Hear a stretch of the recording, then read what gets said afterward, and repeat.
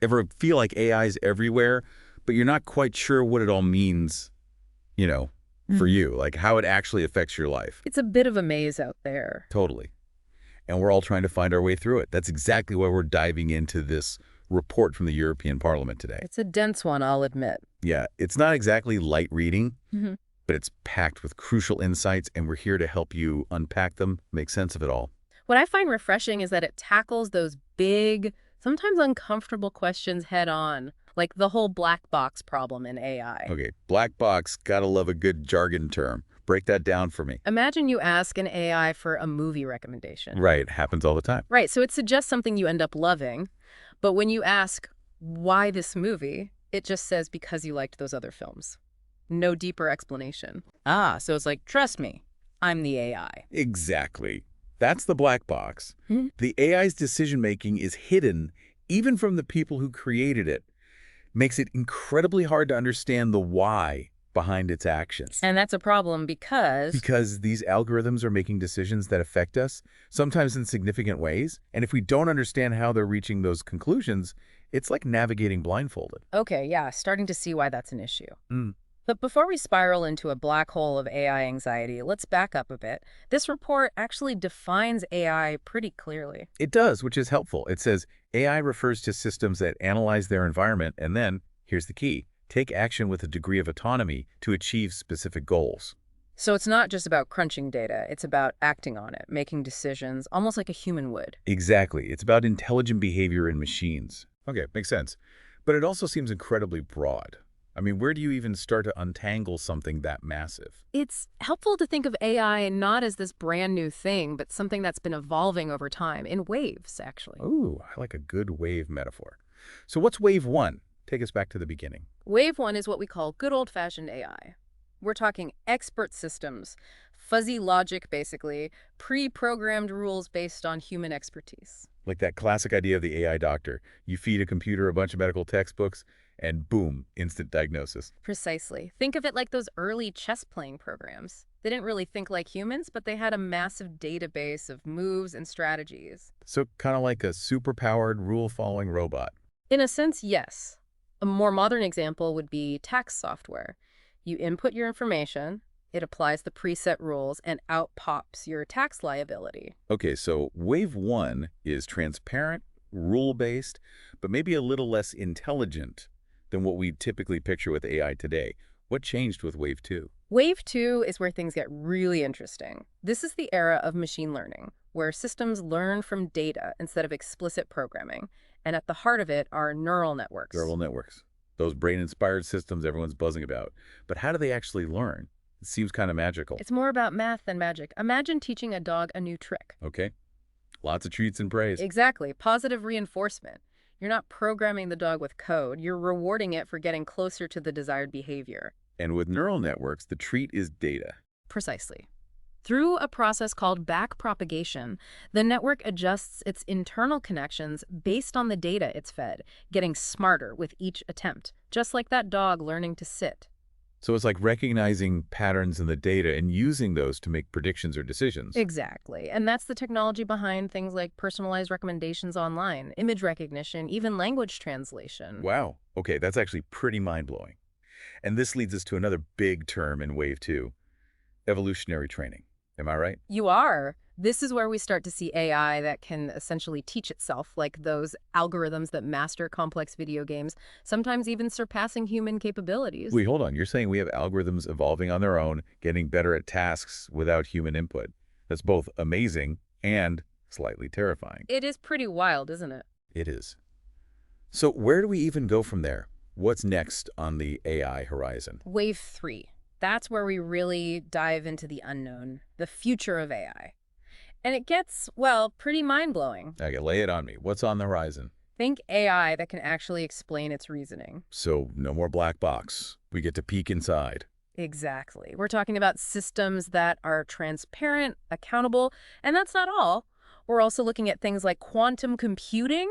which could supercharge AI capabilities. Quantum computing, now that's a whole other rabbit hole, but how would that even work with AI? It's complicated, but basically quantum computers could process information in ways that are just impossible for traditional computers, leading to even more powerful AI. And then there's the really far out stuff, brain emulation. Oh, the brain emulation. Are we talking about like uploading our consciousness into a computer? Yeah, that's the idea. Still very much in the realm of science fiction, but the fact that researchers are seriously exploring it tells you a lot about where things could be headed. It's like something straight out of a movie.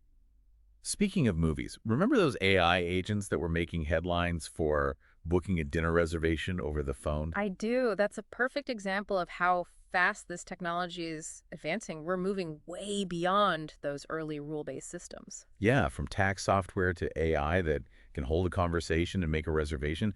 It's a pretty big leap, but it also brings us back to that black box issue, doesn't it? It does. As these systems get more complex, more autonomous, it gets harder to understand how they're making decisions. And that lack of transparency is a big deal, especially if we're talking about AI managing things like healthcare or self-driving cars. Right, because if something goes wrong, we need to be able to understand why. We need to be able to hold these systems accountable. Exactly. And that's why this report puts so much emphasis on what it calls explainable AI. It's not enough for an AI to be accurate. It needs to be able to explain its reasoning, especially in those high-stakes scenarios. So it's not just about building smarter AI, but safer AI, AI that we can trust. Exactly. It's about building AI that's aligned with human values. Okay, I'm with you so far. But even if we solve the whole black box problem, we still have to grapple with the impact of AI on society as a whole.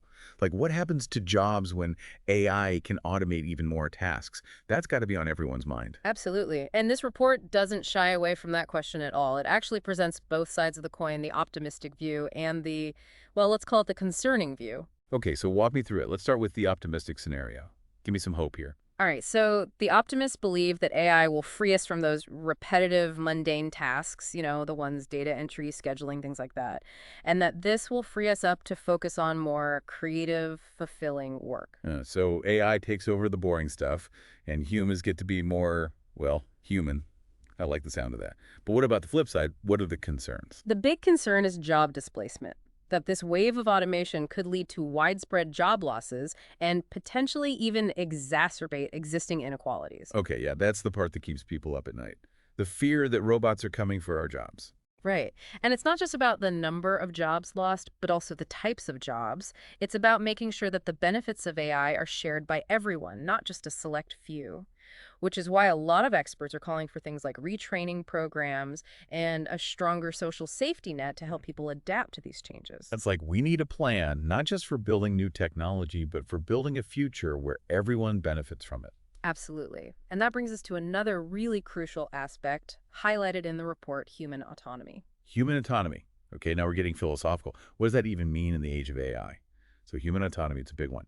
What exactly does it mean in this age of AI, where these systems are making more and more decisions, often for us? Well, it's interesting, right? Because on the one hand, AI has the potential to give us more freedom, more autonomy. Like imagine, no longer having to spend hours on paperwork or traffic. AI could free us up for all sorts of things. Okay, yeah, more time for, I don't know, hobbies, relationships, actually living our lives. Exactly. But here's the thing, and this is something the report really emphasizes. As we become more reliant on AI, we also run the risk of outsourcing our decision-making, even our critical thinking skills. So it's like we become so used to following the AI's lead that we stop trusting our own judgment. Precisely. The report actually uses the term automation bias to describe this. Like, think about how often we just blindly follow GPS directions, even when they seem a little off. We're so used to trusting the technology that we sometimes override our own intuition. Oh, I've totally been there. Ended up on some random back road because I blindly followed the GPS. Exactly. And it's not just about bad directions. It's about recognizing that as AI becomes more integrated into our lives, we have to be very conscious of maintaining our own autonomy, our own ability to think critically and make decisions for ourselves. So how do we strike that balance between benefiting from AI's capabilities and not becoming overly reliant on it? Well, that's the million-dollar question, isn't it? And the report doesn't offer any easy answers, but it does emphasize the importance of ethical guidelines and regulations for AI development. So it's like we need to set some ground rules, some boundaries before things go too far. Exactly. It's about making sure that these systems are designed from the ground up with human values in mind, and that those values are embedded in the development process, not just tacked on as an afterthought. So it's not just about teaching AI to be moral, which, frankly, seems like a pretty tall order. Right. It's about being very